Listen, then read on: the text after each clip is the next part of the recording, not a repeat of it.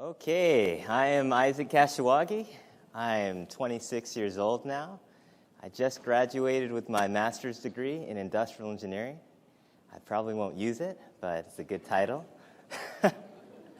And I think I had a very unique childhood. I had a very happy childhood. But I think I have the title as my presentation is Life Can't Get Much Better, because my life was pretty dang good. But it still had, just like any other child, the normal difficulties, the normal struggles. I don't think many of my trials were much different than any other child. But looking back at it, I really enjoyed it.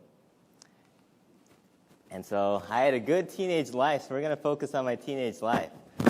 Most of the pictures I have are only with girls and dances because no one took pictures if you're a guy. And so that's the only pictures I really have when I was in my teenage years. But I could do about anything I wanted to do. I went to all the dances, I could have fun. It was an enjoyable life. And so I'll tell you some of the experiences that I felt and the things I went through and some of the difficulties I guess I had to overcome. Because in the end, me and Joseph, we are the two youngest, and we are the product of best value. And so the puzzle you have to find out through this whole thing is, why are we doing this at a best value conference? And if you're quick, you'll find out. So my teenage years with no rules.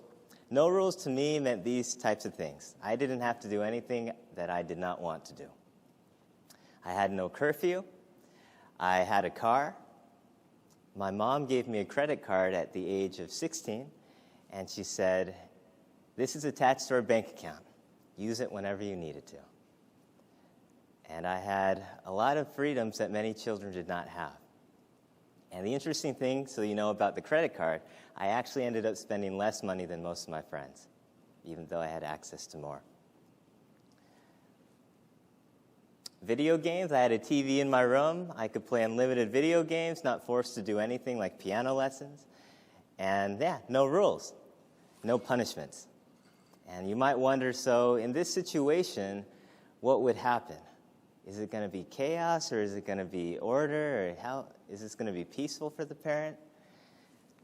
It was chaos to begin with. So I did everything that I wanted to, everything I could. I would drop a few classes in high school because I played too many video games and I couldn't keep up with the homework. I wouldn't contribute at home. I was very ungrateful, very spoiled. I probably abused my mother because she would do most anything that I really wanted in my life. She wanted to try to give me everything that I could. And I had long hair. That was something my parents did not like. Religion, I would ditch it most often, the classes, and I wouldn't pay much attention to it. And I did everything that you would expect a kid would do if they had no rules. But at the age of 15, I came to a conclusion in life, and that was that I was not happy. And I don't think that's different for most teenagers, but the issue with mine is that I didn't have anyone to blame for my unhappiness. I had everything I could want. No one was telling me what to do. Who could I blame?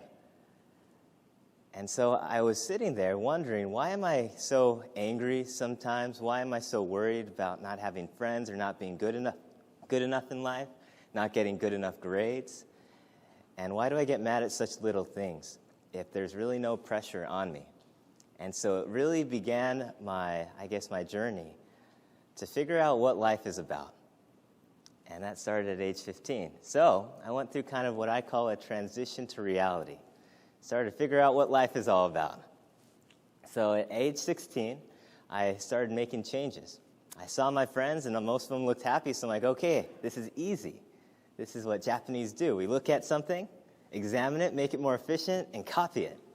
So that's what I did. I just looked at it, copied it, did everything they did. I got a job, got a girlfriend, made a lot of friends, had no rules, so I had an easy life. Yet, it didn't work. So I found out they were blind just like me. I'm like, what am I doing? Nobody's happy around me. And so at the age of 17, I tried something different. And I observed my family. And I observed other people closer to me that I thought were happy. And I began to mimic them. One of the things I did, biggest things, I cut my hair. And nobody had to tell me what to do, but I was looking around, and all my siblings had short hair, and they seemed pretty happy. So I'm like, why do I have long hair? And so without telling anybody, one day I woke up, and I went to the barber for the first time in my life, because usually Dr. Dean cut our hair, like the bowl style. And I cut my hair. I didn't even know how to go in there. I just told her to cut my hair. And she cut it really short. And it was the first time also in my life that I experienced a sunburn. I never knew what that felt like. But I guess my forehead was the only part of my body that has never been exposed to a lot of sunlight. So I got my first sunburn as well. And so other things I did. I switched to TV in my room. Instead of a TV, I put a desk. And so I could study and get better grades. I also did one major thing, that I began to befriend and go out of my way to meet the people that usually I would never care about, to be said in a good way. And then it seemed to work. So I said, we're onto something. This is a solution that actually brings me results, so let's continue. So I continued. I stopped playing video games. That is a huge thing, because every day maybe I played 3 hours of video games. If any of you know what Xbox Live is, it allows you to connect to the internet and play video games. It allows you not to have friends and still have fun on video games. And I started to play the piano again. I started to actively add value at home and do chores. And I really began to be a lot happier in life.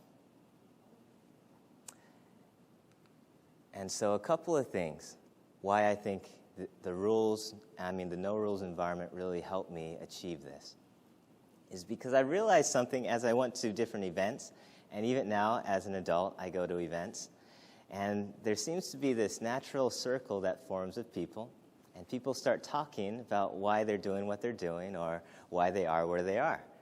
And as a kid, you're at a service project, you're at church, and you find out all these kids are beginning to blame other people for their life. They begin to say things like, oh, I'm only here because my mom's making me. Or I'm only doing this because if I don't get to go out tonight. Or if I don't do this, I don't get my cell phone privileges. And I thought that was interesting, because I never had those excuses. I was where I was because I wanted to be. Even when I was at school, during school, if I didn't want to be there one day, I would wait till the bell rings, everyone goes to class, then I would slip out the side door and I'd walk home. If the security caught me, they'd put me back and then I'd just try again. And so really I was where I wanted to be every minute of the day. But I found these kids, they had qualities to them because people told them what to do. Sometimes they were at events, and they would add no value. They were at a service project just walking around. Like, why are you even here? You're not doing anything. But I guess you're putting your time in. And I found when somebody had to tell them what to do, it immediately eliminated performance, decreased it at least. It turned them reactive. And it didn't produce much to have them there. They weren't looking into the future. They weren't thinking about how they could make life better. They were avoiding punishment. And in these situations, I found what was happening is the parents were putting all their time into creating the rules and then controlling the kids and then inflicting the punishment. And that's where all the effort and time was being placed. And all the kids were doing is they were thinking how they could avoid the punishment or be non-transparent, try to hide it, and still get to do what they want to do. And so you get a reactive child and a parent that has to spend all their time trying to tell their child what to do. And this was a big impact in my life because I realized what I had to do. So I realized that I control my own happiness. And just like an expert project manager or an expert in anything, I saw the end. I want a happy life, so I need to make a plan to get there. What I realized, though, is my life is not independent from everybody else's. There were things in my life that I needed to have a happy life. I needed money, rides, I needed to have fun, play sports, video games. And these things were outside of my control almost, because they were where other people needed to help me. For instance, money came from my father. He was the one working. And I thought to myself, whoa, if he's not happy and this runs dry, I'm in trouble. So it actually made me think, I need to make sure he can keep doing what he is doing. So it forced me actually to think about his life and think, how can I make it better so he continues to have a good life? And because of that, I found out that if I do the dishes every night, it really decreases the stress of my father.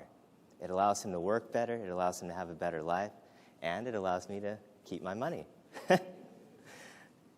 But each individual, it was the same thing. I found my mother tied into my life. I need to make sure that, she's happy, because if she's not happy, she doesn't like giving me rides.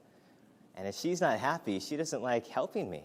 Or she can't because she's so busy with other things.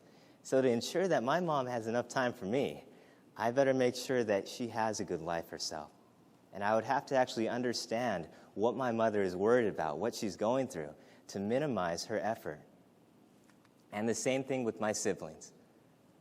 If I didn't have siblings, or if they were too busy fixing their own problems, I wouldn't get to hang out with them. They couldn't help me. It's in my best interest, I found out, to help everybody attached to my life. Because whether it's me or them, it's really the same thing.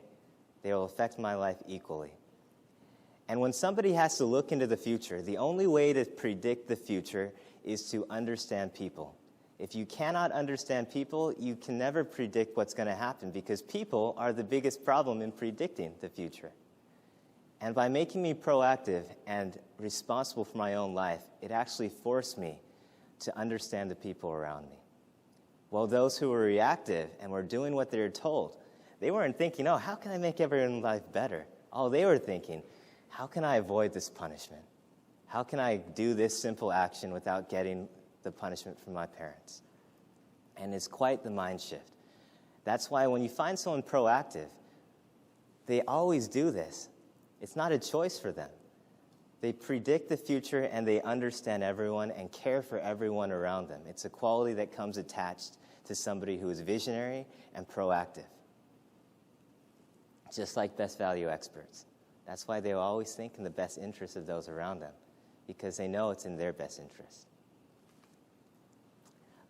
It doesn't just extend to family members. It extends to everybody that I'm attached with. There was one Christmas where I received an iPod.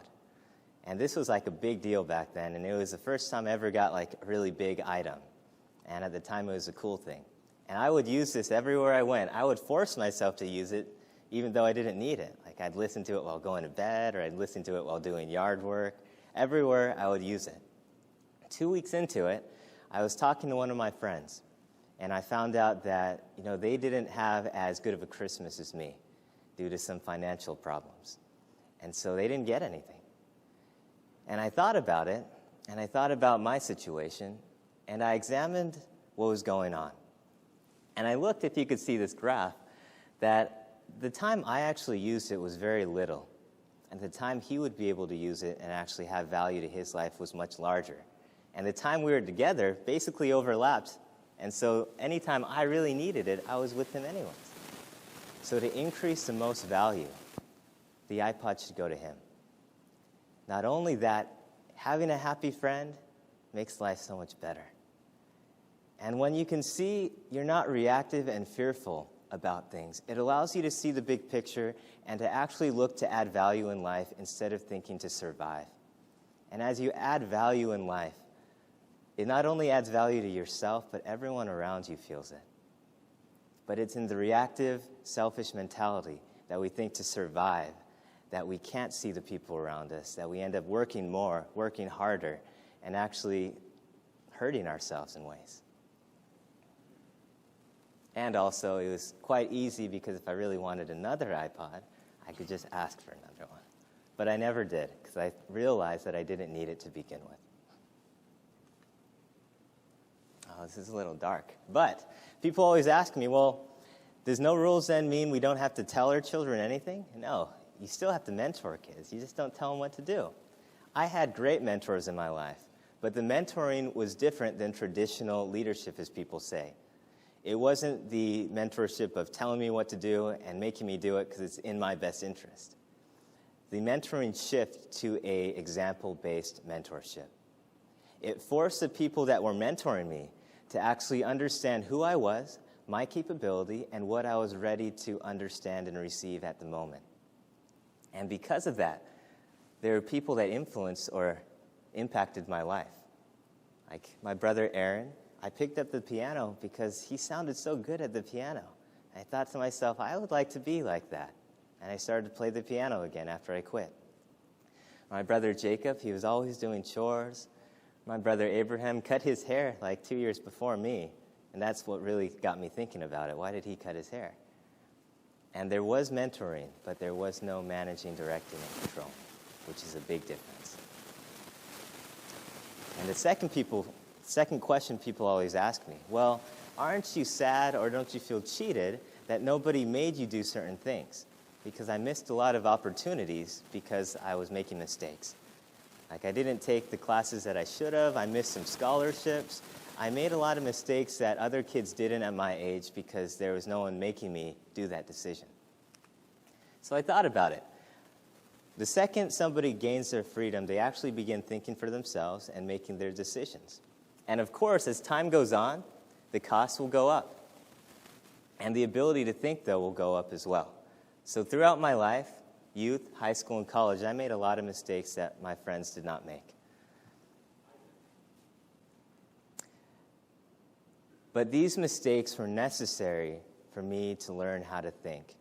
Thinking is not free, and thinking doesn't come in a day. You actually have to learn it just like any other skill. And so I always ask people, or Dr. Dean does as well, that a lot of my friends gained their freedom much later in life, most of them at college. And they started to think when they're at college. And the costs when you're at college are much higher than me when I was in my youth or high school. And so all we're saying is we just want kids to start thinking younger. And that seems like a better idea, even though they will make mistakes.